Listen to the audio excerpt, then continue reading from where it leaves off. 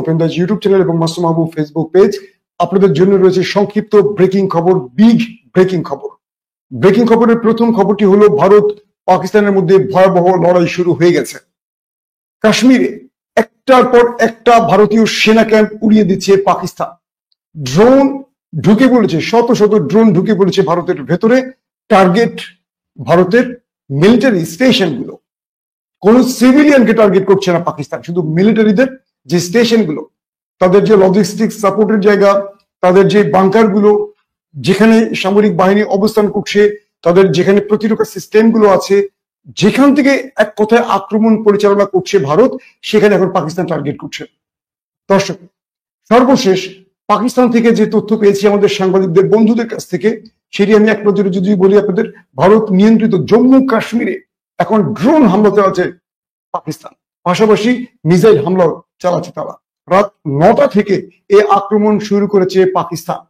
বলা হচ্ছে পুরো কাশ্মীর, জম্মু শুধু নয়, শ্রীনগর, পেহেলগাঁও, পুলওয়ামা, তারপর আপনি যদি বলেন এক বাক্যে যদি বলি পাঞ্জাব, যেটা পাকিস্তান না, ভারতীয় অংশ পাঞ্জাব, সেখানে একটার পর একটা অ্যাটাকের খবর পাওয়া গেছে। এবং বলা হয়েছে পাঠানকোট এবং কুপওয়ারা, যে জায়গাগুলোর নাম বলছি, সেখানে আক্রমণ হয়েছে। গুরুদাসপুরের বিদ্যুৎ পর্যন্ত বন্ধ করে দিয়েছে ভারত। পাকিস্তানের হামলার ভয়ে, আক্রমণের ভয়ে ব্ল্যাক আউট করে দিয়েছে, অর্থাৎ পুরো শহরের বিদ্যুৎ বন্ধ করে দিয়ে পুরো ভুতুরে একটা অন্ধকার রাজ্য তৈরি করেছে। প্রিয় দর্শক, এনডিটিভির এক প্রতিবেদনে কিছুক্ষণ আগে আমি যেটা দেখলাম যে পাকিস্তানের হামলার ভয়ে পুরো শহরে আতঙ্ক সৃষ্টি হয়েছে এবং অন্ধকার করে দেওয়া হয়েছে। মোবাইল পরিষেবা বন্ধ করে দেওয়া হয়েছে পাকিস্তানে। এবং স্থানীয় বাসিন্দাদের যে ফুটেজ গুলো আমরা দেখেছি সোশ্যাল মিডিয়াতে, সেখানে দেখা গেছে যে অন্ধকার ভারতে শুধু আকাশে আলোর ঝলকানি, এগুলো ড্রোন এবং মিসাইল আক্রমণের আগুনের কুণ্ডলি বলতে পারি বা ঝলকানি বলতে পারি। এবং জম্মু ছাড়া প্রায় 300 কিলোমিটার দূরে, যেটা বলি জম্মু কাশ্মীর থেকে প্রায় 300 কিলোমিটার দূর, কুপওয়ারা ও পাঞ্জাবের নিকটবর্তী পাঠানকোট যে অঞ্চলটির কথা বললাম, সেখানেও একই ধরনের পরিস্থিতি সৃষ্টি হয়েছে এবং সেখানেও ব্যাপক আক্রমণ চলছে পাকিস্তানের পক্ষ থেকে। সেখানেও বিদ্যুৎ বন্ধ করে দেওয়া হয়েছে। আল জাজিরার প্রতিবেদনে বলা হয়েছে পাকিস্তান যে আক্রমণটি করছে, পাকিস্তান এটিকে স্বীকার করছে না। মানে আল জাজিরা বলছে এই আক্রমণটি পাকিস্তান এখনো স্বীকার করেনি, কিন্তু ভারতের এনডিটিভি বলছে আক্রমণ পাকিস্তান করছে। পাশাপাশি আরো যে খবর আমরা পেয়েছি সেটি হলো ইতিমধ্যে পাকিস্তানি সেনাদের হাতে 50 জন ভারতীয় সেনা প্রাণ হারিয়েছে। আপনারা এই খবরটি পেয়েছেন কিনা ইতিমধ্যে আমার সোশ্যাল মিডিয়াতে আমি আপলোড দিয়েছিলাম, হয়তো আপনারা দেখেছেন। বা পাকিস্তানের যিনি তথ্যমন্ত্রী আতা তারান বা আতাউল্লাহ তারান, যার পুরো নাম, তিনি জানিয়েছেন যে কাশ্মীর পয়েন্টে পাকিস্তানিদের সঙ্গে ব্যাপক লড়াই হয় ভারতীয় বাহিনী এবং এখানে 50 জনের মতো ভারতীয় সেনা প্রাণ হারিয়েছে। প্রিয় দর্শক, আমি কিছুক্ষণ আগে আমার পাকিস্তানের এক বন্ধুর সাথে কথা বলেছি। আমি আগে আপনাদের সেই খবরটি দিয়ে পাকিস্তানের একদম সর্বশেষ লেটেস্ট, এখন থেকে 5 মিনিট আগের যে আপডেট সেটি জানাবো। ভারতীয় সেনাবাহিনীর প্রায় 50 জন নিহতের দাবি করেছে সরাসরি পাকিস্তান এবং এটি সংবাদ মাধ্যমকে জানিয়েছে পাকিস্তানের তথ্যমন্ত্রী এবং আল জাজিরাও এই খবরটি প্রকাশ করেছে। এবং আতাউল্লাহ তারান বলেছেন ভারত শাসিত ও পাকিস্তান কাশ্মীরের যে অঞ্চলটি নিয়ন্ত্রণ রেখা, মানে পাকিস্তানের যে অঞ্চল সেটি হলো আজাদ কাশ্মীর আর ভারতেরটি হলো জম্মু কাশ্মীর। তো সেই নিয়ন্ত্রণ রেখা থেকে ব্যাপক গোলাগুলি করে দুই পক্ষ। এই সময় পাকিস্তানি সেনাদের হাতে 50 জন, 40 থেকে 50 ভারতীয় সেনা প্রাণ হারিয়েছে। এবং দেশটির পার্লামেন্টের বক্তব্য দেওয়ার সময় এই তথ্যটা আরো কয়েকজন পাকিস্তানের আইন প্রণেতারা জানিয়েছেন। এর আগে ভারতের ইসরায়েলের তৈরি হেরন 25টি ড্রোন ধ্বংস করেছে পাকিস্তান এবং পাকিস্তান এই বিষয়টি স্পষ্ট প্রমাণ সহ হাজির করেছে। প্রিয় দর্শক, পাকিস্তানের বন্ধু আমাকে যে তথ্যটি জানিয়েছে সেটি হলো পাকিস্তানের ভেতরেও ভারত ড্রোন অ্যাটাক চালাচ্ছে এবং পাকিস্তানের আকাশ প্রতিরক্ষা সিস্টেমগুলো ভারতের মিসাইল এবং ড্রোনকে ইতিমধ্যে 80% ইন্টারসেপ্ট করেছে, 20% বিক্ষিপ্ত জায়গায় অ্যাটাক করেছে। সবচেয়ে ভয়ঙ্কর ব্যাপার হলো রাওয়ালপিন্ডি, যেখানে সেনা সদর দপ্তর। আমরা আমাদের বাংলাদেশের ঢাকা ক্যান্টনমেন্টকে বলি আমাদের সেনা সদর দপ্তর, পাকিস্তানের সেনা সদর দপ্তর হলো রাওয়ালপিন্ডি। সেখানেও ব্যাপক বিস্ফোরণের শব্দ পাওয়া গেছে এবং বেশ কজন পাকিস্তানি জওয়ান আহত হয়েছে এমন খবর পাওয়া গেছে। ভারত প্রচুর সংখ্যক ইসরায়েলের ড্রোন পাকিস্তানে ঢুকিয়ে দিয়েছে। পাকিস্তান 15টির মতো ধ্বংস করেছে, 25টির মতো। পরবর্তী খবরে বলা হয়েছে আরো 10টি, মোট 35টির মতো আমরা খবর পেয়েছি এখন পর্যন্ত। এই যুদ্ধের খবরগুলো কিন্তু এলোমেলো আসে, ধরেন একটি সোর্স থেকে পাওয়া যায়, কোনো কোনো গণমাধ্যম কম বেশি করে। আপনারা অনেকেই বলেন ফেক নিউজ, ভুল নিউজ। ভাই, কোন সংবাদ আমি পাকিস্তান বা ভারতে বসে দিচ্ছি না, তাদের গণমাধ্যম থেকে দিচ্ছি। অনেকে বলেন সোর্স দেন, এই সোর্স দিতে গেলে আমার ভিডিও অনেক লম্বা হবে। বাট আমি যে ভিডিওগুলো দিচ্ছি আপনারা হয়তো কয়েক ঘন্টা পর বাংলাদেশের বড় বড় টেলিভিশন দেখবেন যে সংবাদগুলো আছে, বা আন্তর্জাতিক media, Al Jazeera, TRT World, NDTV, কিংবা পাকিস্তানের পিটিভি, জিও নিউজ বা ডন। আমি কিন্তু এই নিউজগুলোকে ফলো করছি, তো আপনারা একটু কষ্ট করে দেখে নেবেন। পাশাপাশি আমি অনেক খবর পাকিস্তান বা ভারতীয় সাংবাদিকদের সাথে কথা বলে দেই, যেগুলো হয়তো অনেক পরে খবরে আসে। অনেক সময় এই খবরগুলো তারা গণমাধ্যমে দেয় না। যেমন পাকিস্তান থেকে আমাকে 3জন সাংবাদিক যে তথ্য দিয়েছে, তারা বলছে যে ভাই আমাদের সিচুয়েশনটা এই পর্যায়ে, কিন্তু এই খবরগুলো এখন দিবেন না, আইএসপিআর বলার আগ পর্যন্ত দিবেন না। কৌশলগত কারণে আমাদের কিছু পরিকল্পনা থাকে যেগুলো হয়তো আমরা জানি, কিন্তু আমরা চাই না আমাদের শত্রু জেনে যাক। এখন সেই খবরগুলো আমি আপনাদের দেই না বা দেওয়ার চেষ্টা করি না। আবার কিছু কিছু খবর থাকে যে খবরগুলো পাকিস্তান কৌশলগত কারণে এড়িয়ে যায়, কিন্তু আমি আপনাদের জন্য জানিয়ে রাখি। তো এখন যে বিষয়টি হয়েছে যে পাকিস্তানের মধ্যে কিছু কিছু অঞ্চলে ব্ল্যাক আউট করা হয়েছে। রাওয়ালপিন্ডিতে বিস্ফোরণের শব্দ পাওয়া গেছে, ইসলামাবাদের, লাহোরে, শিয়ালকোটে এবং পাকিস্তানের আরো কয়েকটি শহরে বিস্ফোরণের শব্দ পাওয়া গেছে। আমি আপনাদের যে কথাটি বলেছিলাম আগের ভিডিওতে, আমি বলেছিলাম, সংক্ষিপ্ত আবারও বলি, যে মূলত এখন গেম চেঞ্জার হলো তুরস্কের ইলেকট্রনিক ওয়ারফেয়ার এবং ড্রোন। আমি আজকের এই লড়াইতে তুর্কি ড্রোন কি ক্যারিশমা দেখিয়েছে সেটা একটু পরে বলছি। আগে বলি ইলেকট্রনিক ওয়ারফেয়ারকে নিয়ে। কোরাল, কোরাল নামটি আপনারা শুনেছেন, এটি হলো তুরস্কের একটি ইলেকট্রনিক্স ওয়ারফেয়ার। এটি দিয়ে মূলত জ্যাম তৈরি করে। তো যখনই ভারত তার মিসাইল বা ড্রোন অ্যাটাক করে, তখন এই তুর্কি সিস্টেম, যেটা কদিন আগে এসেছিল পাকিস্তানে, আপনারা জানেন যে 7টি কার্গো বিমান ভর্তি করে তুরস্ক অস্ত্র পাঠিয়েছে সেগুলো। এবং কেউ কেউ বলছেন, এই বিষয়টি কোন ভারতের গণমাধ্যম বললেও পাকিস্তান স্বীকার করেনি, যে সিরিয়াতে এবং আজারবাইজানে তুরস্কের যে টিমটি কাজ করছেন তাদের একটা বিশেষজ্ঞ টিম এই মুহূর্তে পাকিস্তানে অবস্থান করছে, এবং তারা পাকিস্তানকে তুরস্কের এই ইলেকট্রনিক ওয়ারফেয়ার কোরালের সিস্টেমে ভারতের সিস্টেমগুলোকে জ্যাম করে দিচ্ছে।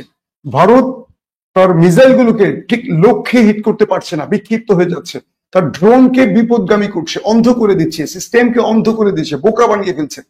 তুরস্কের এই সিস্টেম ইতিমধ্যে সিরিয়া, আজারবাইজান সহ এবং লিবিয়া আরো কয়েকটি অঞ্চলে সাকসেসফুলি অপারেশন করেছে।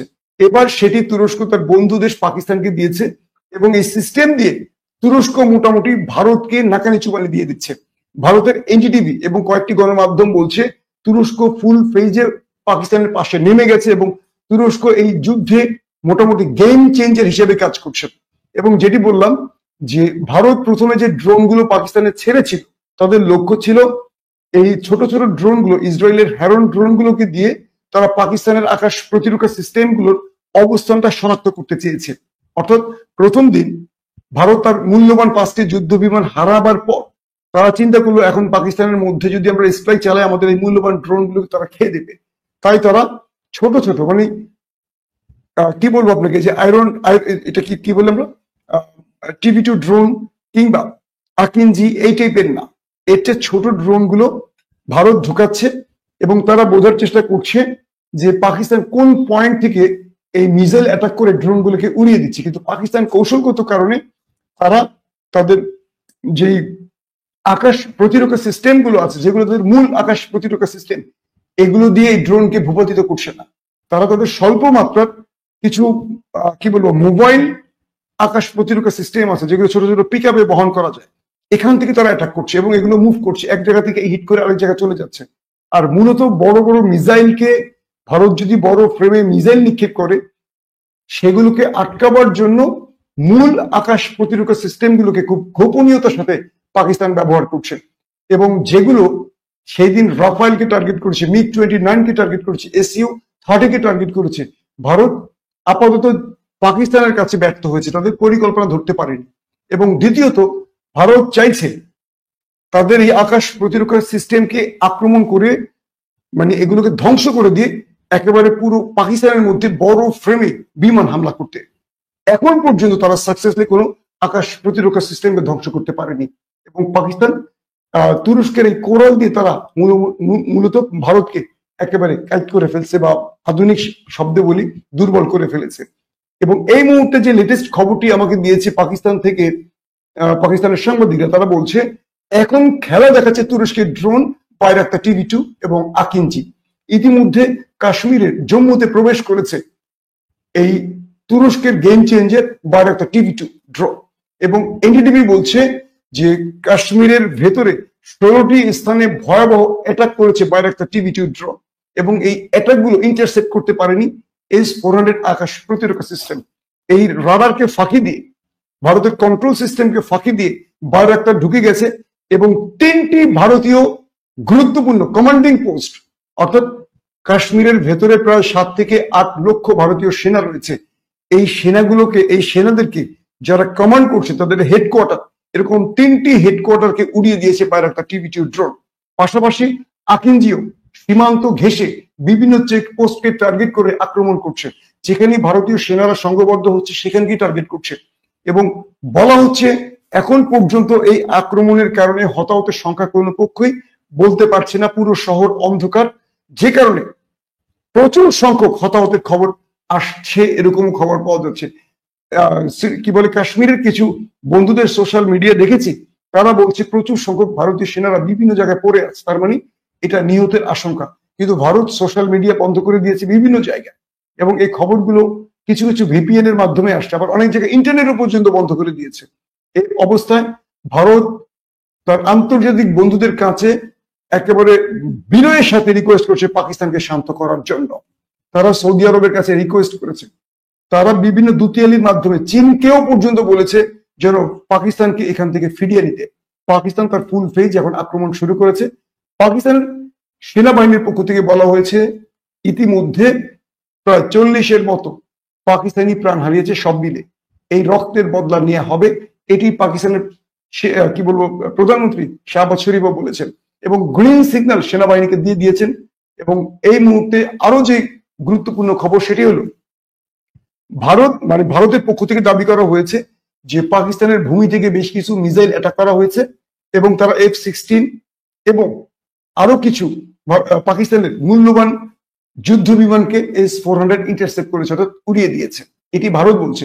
কিন্তু পাকিস্তান বলছে এখন পর্যন্ত তাদের F-16 কোনো অপারেশনাল, মানে ভারতের ভিতরে অপারেশনে যায়নি, তার মানে ভারত যে তথ্যটি দিয়েছে এটি মিথ্যে।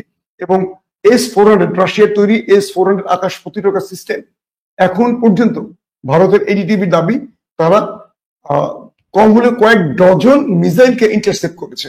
কিন্তু অন্যান্য মানে পাকিস্তানের গণমাধ্যম বলছে যে তাদের মূল আক্রমণগুলো এখন চলছে ড্রোনে, আর মিসাইল দিয়ে তারা যে পয়েন্টে আক্রমণ করছে এখানে অধিকাংশই সফলভাবে অ্যাটাক করেছে, এবং ড্রোন সেই পিকচারগুলো পাকিস্তানের কন্ট্রোলে পাঠিয়েছে। এখন পর্যন্ত যে তথ্য পেয়েছি, ড্রোনের খেলাটাই চলছে পাকিস্তানের। পাকিস্তান মূলত চাইছে তাদের যুদ্ধ বিমানকে ভারতে ঢুকিয়ে কোন রকম রিস্ক কাঁধে নিতে না। তারা ঠিক তুরস্কের পরিকল্পনায় বাইরাক্তার এবং আকিঞ্চি এই দুটোকে ব্যবহার করছে, এবং এই ড্রোনে মোটামুটি ভারতকে শুইয়ে দিয়েছে। ভারতের গণমাধ্যমের কান্নাকাটি শুরু হয়ে গেছে। ভারত বারবারই তুরস্ককে দায়ী করে বলছে যে তুরস্কের ড্রোনের কাছেই ভারত পরাজিত হতে যাচ্ছে, কিংবা ভারত বড় রকম মার খাচ্ছে। আমার কথা না, ভারতের গণমাধ্যমের কথা। দর্শক, পাশাপাশি আরো যে খবর পাওয়া গেছে, IPL বন্ধ করা হয়েছে ভারতে, এবং PCL নাকি বলে, যদি খেলাগুলো আমার দেখা হয় না, পাকিস্তানের PCL বন্ধ করে দেওয়া হয়েছে। দুই দেশের সকল কূটনীতিক পাড়াকে মানে নিরাপত্তার জোরদার পাশাপাশি দুই দেশেরই জনগণকে যুদ্ধাঞ্চল যে অঞ্চলগুলো সেখান থেকে সরে যেতে বলা হয়েছে, এবং ভারতের পক্ষ থেকে বলা হয়েছে যে আজ তারা পাকিস্তানে বড় রকম আক্রমণে যাবে, সেইভাবে প্রস্তুতি নিচ্ছে। অন্যদিকে ভারত রাফায়েল না MiG-20 অথবা Su-30 কোনটা ব্যবহার করবে এগুলো নিয়েও নাকি তাদের মধ্যে মতবিরোধ সৃষ্টি হয়েছে। রাফায়েল ব্যর্থ হয়েছে, এবং Su-30 ব্যর্থ হয়েছে, MiG-20 ব্যর্থ হয়েছে। তাই ভারত এখন চাইছে যে কোনো বড় ড্রোন অ্যাটাকে তারা যেতে পারে কিনা। তো পাকিস্তান যেহেতু সফল হয়েছে ভারতের যুদ্ধ বিমানকে ধ্বংস করতে, তো পাকিস্তানের এই মুহূর্তে প্রস্তুতি রয়েছে চীনের J-10C মিসাইলের মাধ্যমে ভারতকে আবারও নতুন সারপ্রাইজ দেওয়ার জন্য। ইতিমধ্যে চীনের সাথে তুরস্কের সাথে প্রতি মুহূর্তে পাকিস্তান সেনাবাহিনীর যোগাযোগ চলছে। আবার ভারতের গণমাধ্যম বলছে চীন এবং তুরস্কের বিশেষজ্ঞ টিম পাকিস্তানে অবস্থান করছে। তারা পুরো যুদ্ধ অপারেশনে নেপথ্যে বসে তাদেরকে পরিকল্পনা দিচ্ছে। দর্শক, আরো যে গুরুত্বপূর্ণ খবর আছে আমরা ইনশাআল্লাহ আজ রাতে দেবার চেষ্টা করব, যদি কোনো বড় খবর পাই ইনশাআল্লাহ আপনাদের এটুকু বলতে পারি, আপডেট খবর দেওয়ার ক্ষেত্রে আমরা এগিয়ে থাকতে চাই। যদি আমাদের সংবাদে বিশ্বস্ততা আপনাদের কাছে বিশ্বস্ত মনে না হয়, অবশ্যই আপনি একটু সময় নিয়ে ক্রস চেক করবেন। আমরা আপনাদেরকে মিথ্যে খবর দিয়ে খবর বিক্রি করতে চাই না, সত্য খবরগুলো দিতে চাই। এই ওপেন দ্য আইজ আজারবাইজান আর্মেনিয়ার সময় এই চ্যানেলটির যাত্রা শুরু, এবং আমরা আপনাদের যে খবর দিয়েছি আপনারা দেখেছেন যে সবচেয়ে বাংলাদেশের গণমাধ্যম বা মিডিয়ার মধ্যে আমরা সবচেয়ে কারেক্ট তথ্য আপনাদের দিয়েছি। কারণ সেই সময়টিতে টিআরটি ওয়ার্ল্ডের বন্ধুরা যারা আজারবাইজানে অবস্থান করছিলেন তারা নিজেরা আমাদের তথ্যগুলো দিচ্ছিলেন যুদ্ধের ময়দান থেকে। কোনো গণমাধ্যমকে ফলো করে আমরা সাধারণত খবর দিই না, আমরা সোর্স মেনটেন করতে চাই, সাংবাদিক বন্ধুদের কাছ থেকে নিরপেক্ষ সংবাদগুলো নিতে চাই। তো এখন এই দুই দেশের মধ্যে যে ভয়াবহ অবস্থা, এটা শেষ পর্যন্ত পারমাণবিক লড়াইয়ের দিকে চলে যায় কিনা, এবং এটাও বলা হচ্ছে যে ভারতের যেই সেনা গুরুত্বপূর্ণ কেন্দ্রগুলো, স্টেশনগুলো, বা আমরা যদি বলি কমান্ডগুলো, এগুলো একটার পর একটা উড়ে যাচ্ছে। চেকপোস্ট গুলো, প্রচুর চেকপোস্ট উড়ে গেছে। সীমান্ত লাগোয়া অঞ্চল থেকে ভারতীয় সেনারা সরে যাচ্ছে, এলওসি থেকে ভারতীয় সেনারা সরে যাচ্ছে। পাকিস্তান নিরবিচ্ছিন্নভাবে অ্যাটাক চালিয়ে যাচ্ছে, এবং আজাদ কাশ্মীর বলি, জম্মু কাশ্মীর বলি, 2 পয়েন্ট থেকে ভারী গোলা বর্ষণের খবর পাওয়া গেছে। এবং 2 কাশ্মীরের জনগণের মধ্যে, অর্থাৎ যারা জম্মুতে আছে সেখানে কিন্তু সংখ্যালঘু হিন্দু, কিন্তু সংখ্যাগুরু কারা? মুসলিম। এরা প্রত্যেকের মধ্যেই এখন পাকিস্তানের বিজয় দেখার একটা প্রত্যাশা তৈরি হয়েছে। যখনই পাকিস্তান অ্যাটাক করছে, নারায়ে তাকবীর আল্লাহু আকবার স্লোগান আসছে স্বয়ং ভারতের কাশ্মীর থেকে। এই একটি অবস্থা, ভারত সব দিক থেকে কোণঠাসা হয়ে পড়েছে। এই মুহূর্তে এটুকু বলতে পারি, পাকিস্তান যে অ্যাটাকটি করছে, যদি আজ রাতে এই অ্যাটাক সফলভাবে শেষ করতে পারে, হয়তো আমরা আশা করব কাশ্মীর অঞ্চলে ভারতের সেনাবাহিনীর মেরুদণ্ড ভেঙে যাবে। এখন দেখার বিষয় শেষ পর্যন্ত কি হয়, এই লড়াই শেষ পর্যন্ত পারমাণবিক লড়াইতে ফিরে যায় কিনা। অবশ্যই আমরা যুদ্ধ চাই না, আমরা শান্তি চাই। আমরা চাই এই যুদ্ধ থেমে যাক, 2 পক্ষ আলোচনার মাধ্যমে এই যুদ্ধ থামিয়ে দেয়। আমরা চাই বিজেপি যে হিন্দুত্ববাদকে লালন করছে এটা বন্ধ করে ভারত ফিরে আসুক একটি গণতান্ত্রিক ধারায়, সব ধর্ম মতের সমান অধিকার ফিরে আসুক। প্রত্যেকে ভালো থাকবেন। আল্লাহ হাফেজ। ওপেন দাইস মানে সত্যকে সত্য বলা, মিথ্যেকে মিথ্যে বলা। আমরা শোনা কথা নয়, চোখে যা দেখি তাই বলি।